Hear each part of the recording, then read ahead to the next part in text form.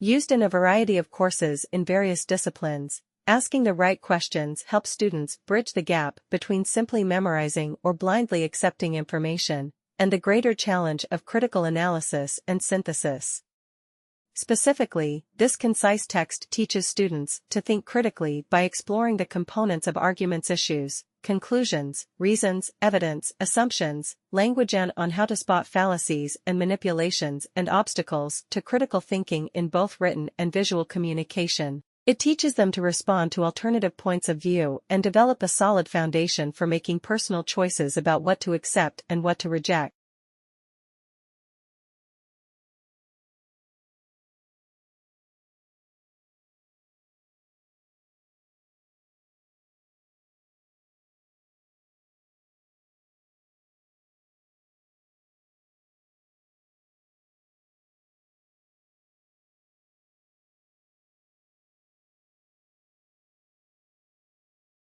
Individual human beings are relatively powerless creatures, no match for lions or bears. It's what they can do as groups that has enabled them to take over the planet. These groupings, corporations, religions, states, are now part of a vast network of interconnected information flows. Finding points of resistance, where smaller units can stand up to the waves of information washing around the globe, is becoming harder all the time.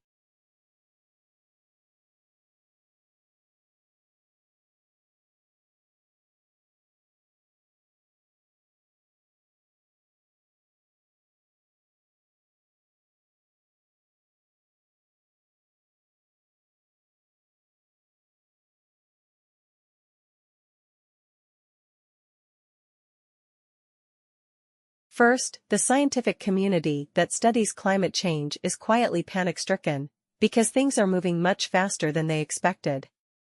Greenhouse gas emissions are going up faster than predicted, both from industrializing countries in Asia and from melting permafrost in Siberia and Canada. The Arctic sea ice is melting so fast that the whole ocean may be ice-free in late summer in 5 years' time. Most climate scientists now see last year's report of the Intergovernmental Panel on Climate Change, whose forecasts are used by most governments for planning purposes, as a purely historical document.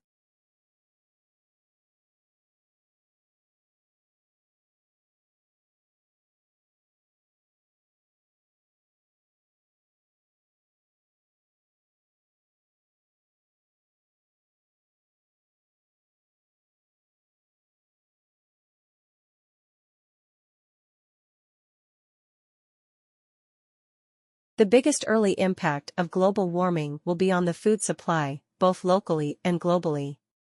When the global average temperature hits 1.5 degrees hotter, and it will, the carbon dioxide already in the atmosphere commits us to that much warming. Some countries will no longer be able to feed their people. Others, further from the equator, will still have enough food for themselves, but none to spare.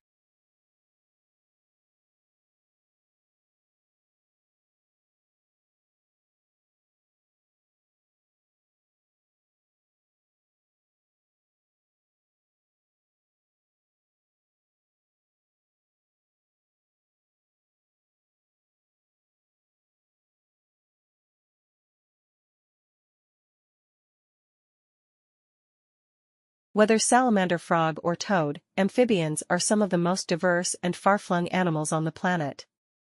However, they're disappearing, and experts are worried since frogs are considered bellwethers for the environment. Their double life makes them unique. It's through their skin that they breathe and drink water because their skin is so permeable.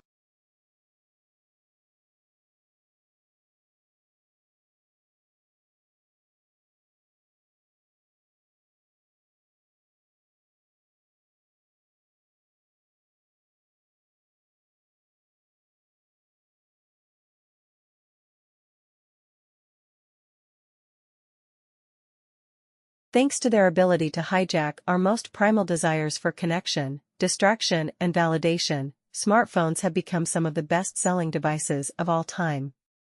Apple have sold more than 1 billion iPhones since its launch in 2007. By one estimate, we spend an average of almost 5 hours a day staring at their little screens.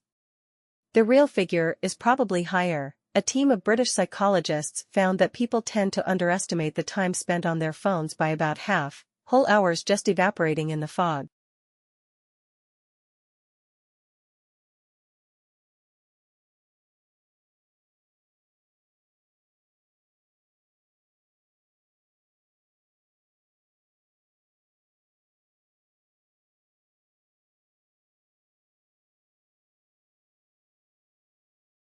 All of this suggests that our relationship to our phones might not be sufficiently intellectualized, which is why Brian Merchant's book comes as a relief. Like the best historians, Merchant, an American journalist and editor of Vice Media's technology blog, Motherboard, unpacks the history of the iPhone in a way that makes it seem both inevitable in its outline and surprising in its details.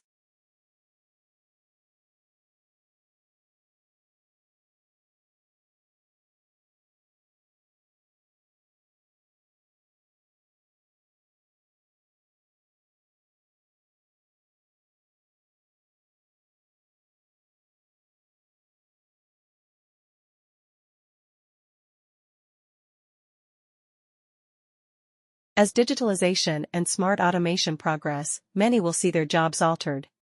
Advances in automation technologies will mean that people will increasingly work side by side with robots, smart automation, and artificial intelligence. Businesses will look for employees who are good at the tasks that smart automation struggles to do and that add value to the use of smart automation. In the past, technological progress has had a positive impact on our society, increasing labor productivity, wages, and prosperity.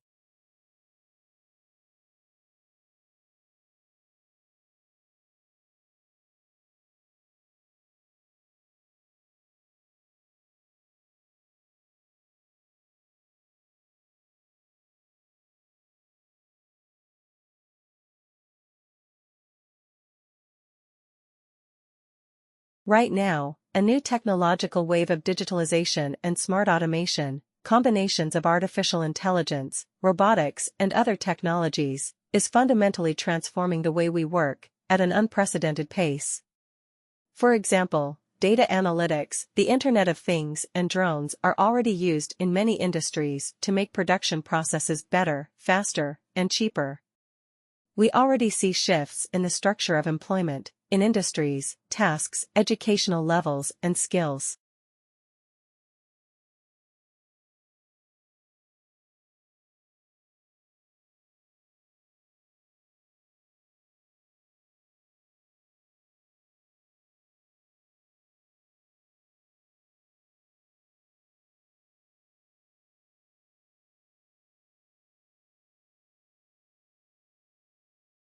Disadvantage in early childhood poses multiple risks to children's development.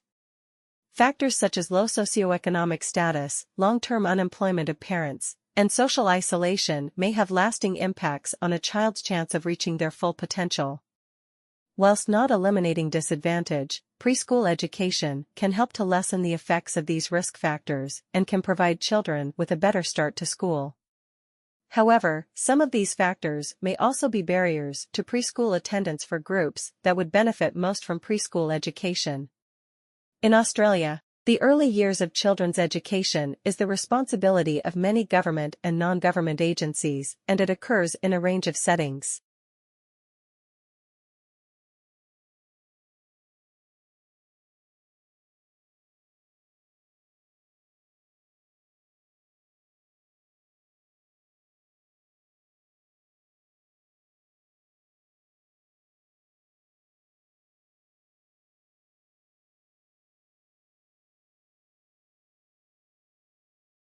In most states and territories, children can start full-time schooling at 5 years of age, when they enroll in a kindergarten or preparatory year.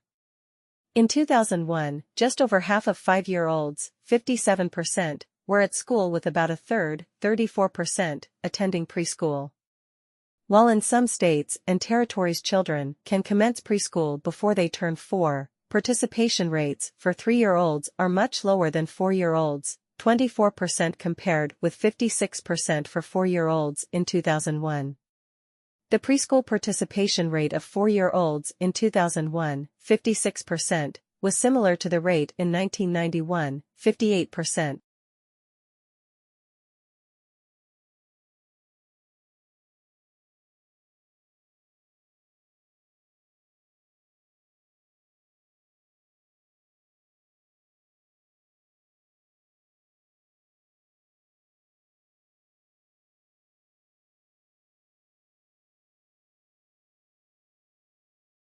Organized by the International Shakespeare Association, the World Congress is held every 5 years, and 2016 is the first time it will be co-hosted in 2 locations that were integral to both the personal and working life of William Shakespeare. Delegates will arrive in London on Thursday, following the start of the Congress on Sunday, in Stratford-upon-Avon. With a main theme of creating and recreating Shakespeare, the Congress will look at the continuing global relevance of Shakespeare's work through a varied program of plenaries, panels, seminars, and workshops.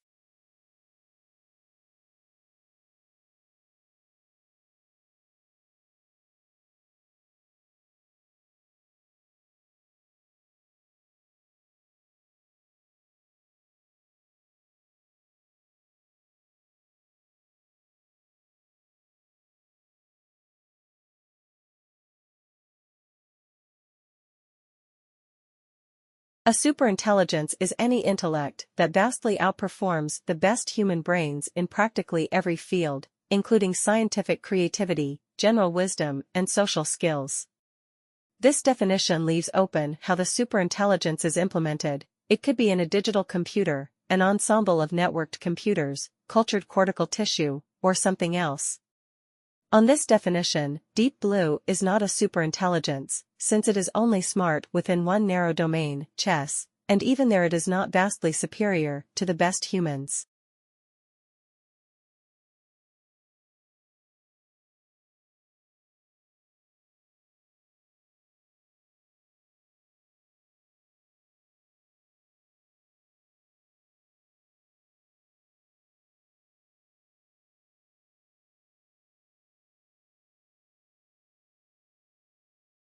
Entities such as corporations or the scientific community are not superintelligences either. Although they can perform a number of intellectual feats of which no individual human is capable, they are not sufficiently integrated to count as intellects, and there are many fields in which they perform much worse than single humans. For example, you cannot have a real-time conversation with the scientific community.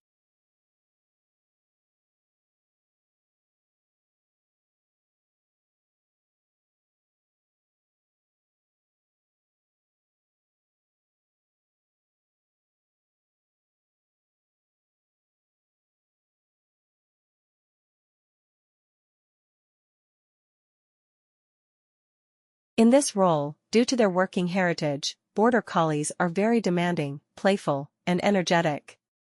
They thrive best in households that can provide them with plenty of play and exercise, either with humans or other dogs.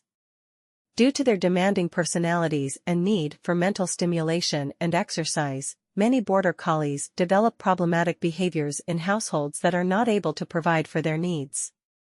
They are infamous for chewing holes in walls and furniture, and destructive scraping and hole digging, due to boredom. Border collies may exhibit a strong desire to herd, a trait they may show with small children, cats, and other dogs.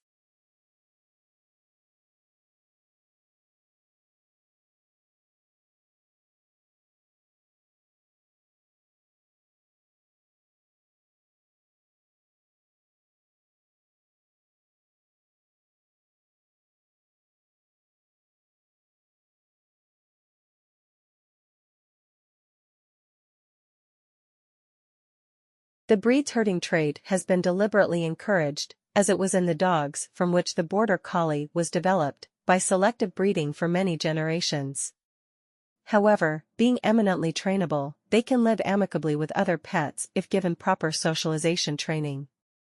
The American Border Collie Association recommends that potential owners, before taking on the breed as a household pet, should be sure they can provide regular exercise commensurate with the collie's high energy and prodigious stamina.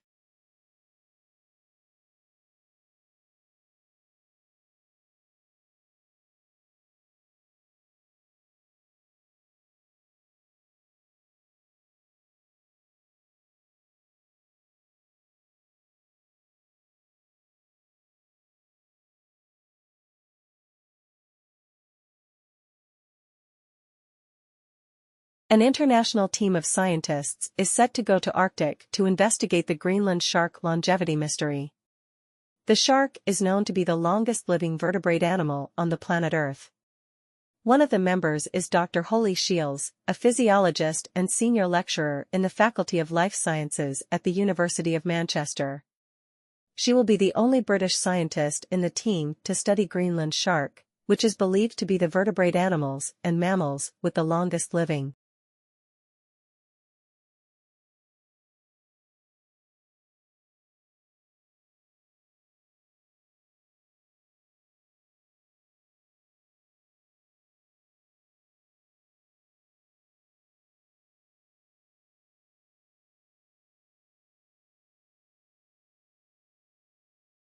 A working collie may run many miles a day, using its experience, personality, and intelligence to control challenging livestock.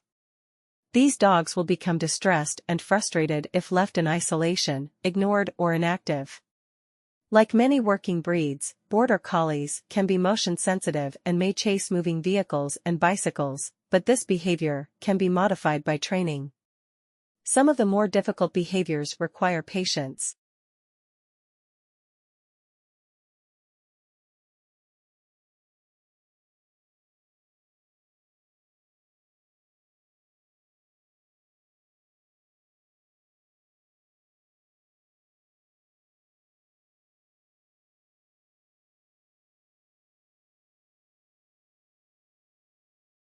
The primary goal for this year-long campaign, founded by the English lawyer Peter Benenson and a small group of writers, academics, and lawyers, including Quaker peace activist Eric Baker, was to identify individual prisoners of conscience around the world and then campaign for their release.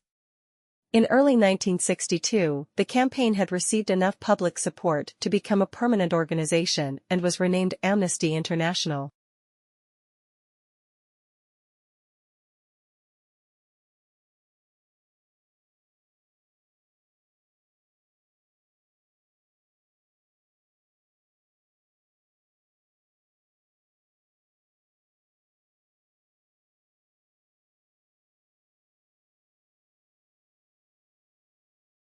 Under British law, Amnesty International was classed as a political organization and therefore excluded from tax-free charity status. To work around this, the Fund for the Persecuted was established in 1962 to receive donations to support prisoners and their families. The name was later changed to the Prisoners of Conscience Appeal Fund and is now a separate and independent charity which provides relief and rehabilitation grants to prisoners of conscience in the UK and around the world.